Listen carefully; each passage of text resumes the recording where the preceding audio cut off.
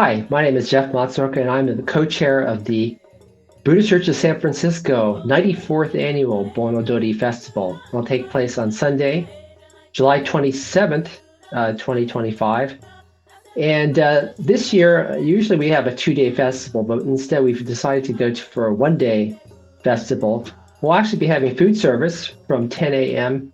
to about 1 p.m. At our church, which is located at 1881 Pine Street in San Francisco, near the corner of Pine and Octavia.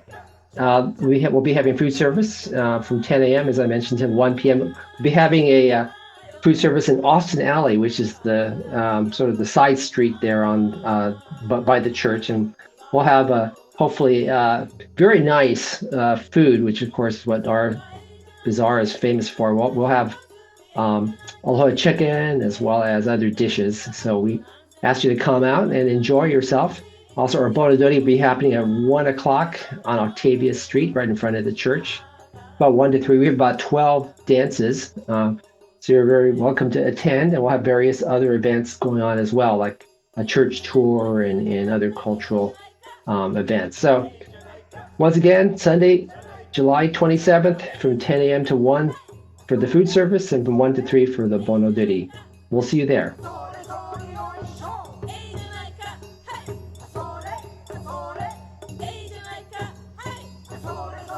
Hi, I'm Tracy Inoue from Mountain View Buddhist Temple, and I am one of the co-chairs of the 2025 Obon Festival and Bazaar, which is going to take place next weekend, July 19th and 20th, here in Mountain View. And I'm Mike Inoue, the husband of one of the co-chairs of this year's Obon Festival and Bazaar, and a longtime MC for a lot of the events here in Mountain View. So I think one of the special things about Mountain View Buddhist Temple is just the generations of families that that are part of the temple and who run all of the activities and all of the head up all the different booths. Even like Mike and I, we're third, fourth generation Mountain View Buddhist Temple members, grew up attending Obon, so now it's our honor to really kind of spearhead it and create new memories for the future generations. And then I think the other thing to say is that this year's festival is the full weekend. Well, actually, it's not the full weekend.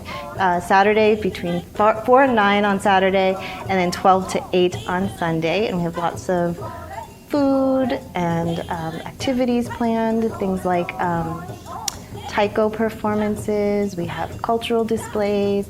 We have children's activities, lots of children's games, and then lots of eating. Yeah, big time eating. It's a homecoming for everybody, and it brings back the memories, the foods, the smells, the taste, the music, the sounds, and the fact that it's the bonding of the community that happens right here.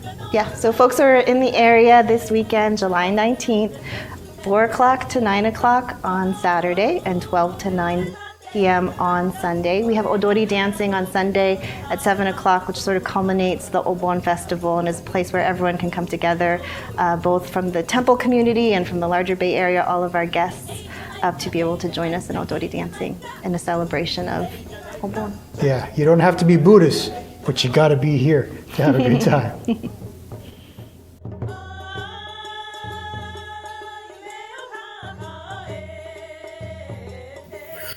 Hi everyone, I'm Don Tressell from the Palo Alto Buddhist Temple.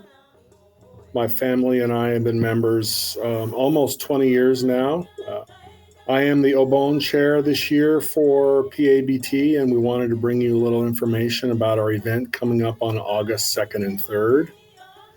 Obon is a special time at PABT. We've been coming every year for the past 3 or 4 years, adding more and more coming out of COVID.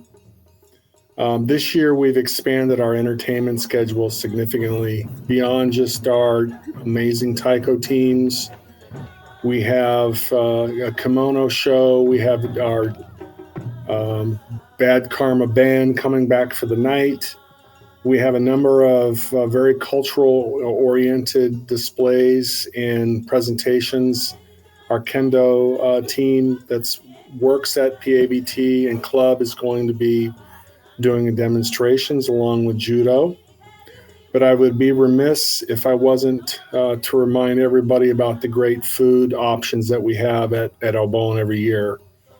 So on Saturday, we'll be serving our amazing salmon, miso salmon, and teriyaki chicken, along with a wide range of baked goods. Our full array of food is open now again in the gym. We are going to be dining under our umbrella garden from 1 o'clock to 8 o'clock. Entertainment is going to be running on a stage nearby. It's going to be much like the Obons we had in the prior to COVID, where a lot of the entertainment and food is at full bore this year. We have a number of games as well for kids. Those are all coming back stronger with more games. And those will be a great option to bring for families to come and spend time at PABT for Obon. So I would really love to see all of you join our membership in our small community. We want everyone to come to Obon now. It's fully open. At PABT, we are in Palo Alto on Lewis Road. On Saturday the 2nd is our primary food and entertainment day from 1 to 8. And then on Sunday, August 3rd, we will open from 2 to 4 with food and some games.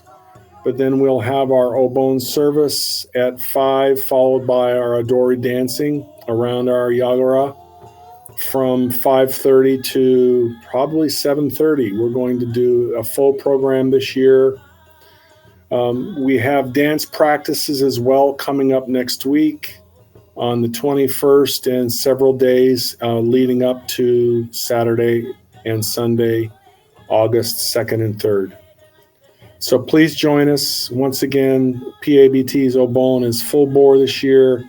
Look forward to seeing you on August 2nd and 3rd. Thank you very much to the Buddhist and Japanese American community for showing support.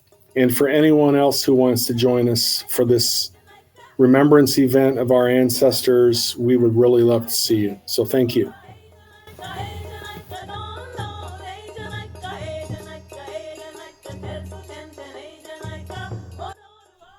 Yeah, I think learning about Japanese culture and also seeing the traditional dress.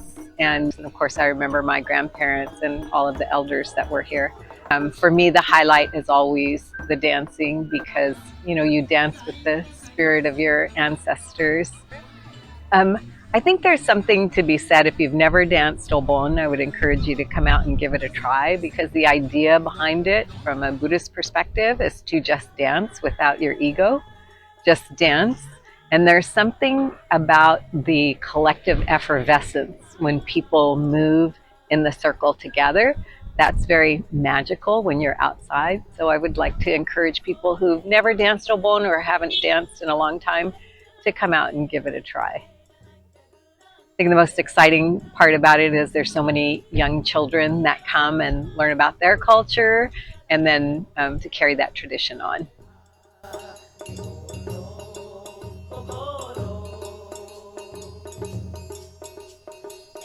So this church was, like I said, founded on a lot of farmers, and it's pretty far away. So the temple in its current location here in Anaheim became independent in 1965. So Obon is, it comes from Kangie, or Kangie, I should say, which is like a gathering of joy. And it's honoring our ancestors. If you have a chance to look around the different temples, they're all built by multiple generations that came much before us. And it all obviously stems all the way back from its origin. And growing up, I was a kid and I just remember it as food and dancing and games, right? Love playing the games. So it's a different perspective now. One thing I've learned on my journey of becoming the OCBC board president is how much I've evolved in my thinking of how much actually Buddhism really is a part of our life. The way I was raised, I happen to be raised at this temple, the way, the Sangha is the community. So all the friends that you have here, and my mom was a big proponent. My dad passed away quite young, when I was quite young. So I really kind of grew up with just a mom and two brothers, and I'm the youngest. But I could just see how this community embraced her.